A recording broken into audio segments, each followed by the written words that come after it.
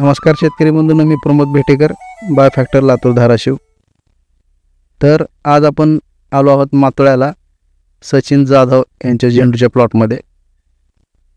तर त्यांनी बायोफॅक्टरची काही उत्पादनं वापरून अतिशय सुंदर असा झेंडूचा प्लॉट बनवलेला आहे, तुम्ही पाहू शकताय.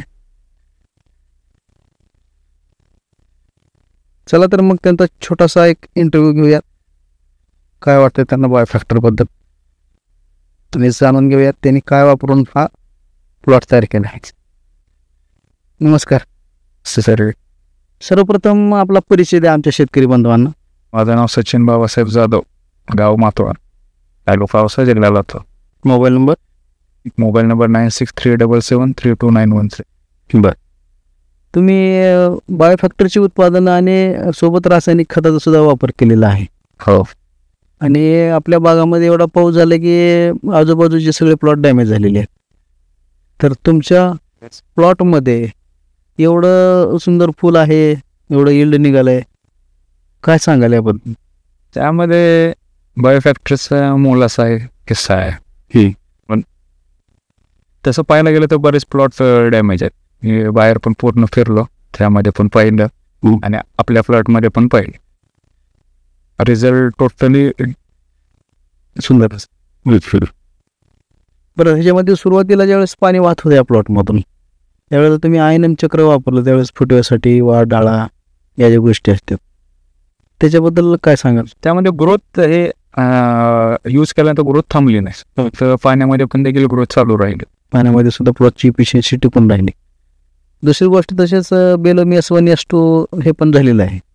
आणि आज बेलोमी S3 आणि पोषक लेवल कोराचा डोस होणार. तर ह्या बेलोमी S1 आणि S2च्या बाबतीमध्ये बोलायचं झालं तर ह्याचा अनुभव तुम्ही कशा पद्धतीनं सांगाल? याचं पाहायला गेलं तर ॲज अ कम्पेअर रासायनिकमध्ये तर रिझल्ट फास्ट येतो.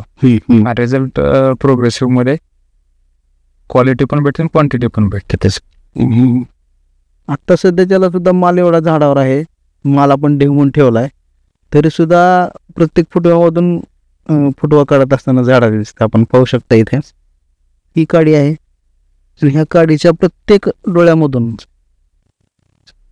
अशी गर्भधारणा असं फूल निघत आहे. कुठल्याही काडीला तुम्ही पाहू शकताय. जनरेटिंग पण तेवढीच चालू आहे आणि फुलाचं तेवढीच चालू आहे. बायोफॅक्टरची उत्पादनं वापरून तुम्ही समाधानी आहात? बाकीच्या शेतकऱ्यांना वापरायला सांगणार? प्रत्येकाने यूज करावं.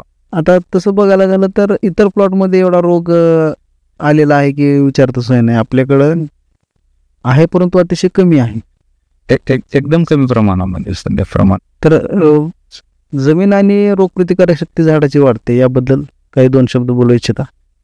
साहजिकच त्याच्यामध्ये खूप फरक पडतो. जमिनीची लेवल वाढवून ठेवतं, त्यामध्ये पिकांना कसं आहे, त्याला त्रास सहन करायची कॅपॅसिटी वाढते, त्याची स्ट्रेस, इम्युनिटी पॉवर वाढते, झाडाची पॉवर वाढते. आणि मातीबद्दल बोलायचं झालं, माती भुसभुशीत झाली, कडक झाली, नरम झाली? माती भुसभुशीत असं, त्यामध्ये काही कडक वगैरे पण आलेली नाही अजून तरी. अतिशय सुंदर रिझल्ट मिळालेले आहेत तुम्हाला? रिझल्ट आलेला आहे. पुढं येणाऱ्या ऊसामध्ये सुद्धा तुम्ही झेंडूचा प्लॉट करणार आहात, त्यामध्ये पण हे वापरायची इच्छा आहे?